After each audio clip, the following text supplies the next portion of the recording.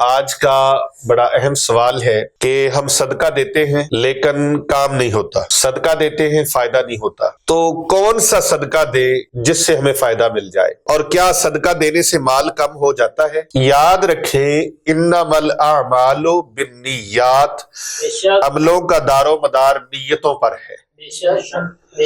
तो सदका कबूल कैसे हो? जो चीज आपको पसंद नहीं है वो अल्लाह की राह में आप सदका दे रहे, जबकि मसनून अमल ये है, इस्लाम का हुक्म ये है कि जो चीज आप खुद खाने में पसंद करते हैं वही अल्लाह की राह में खिलाए।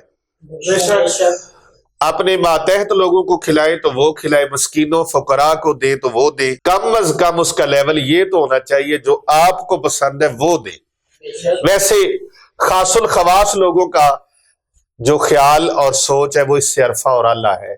वो कहते हैं कि जो अल्लाह की राह में दे वो अपने से भी अच्छी चीज दे।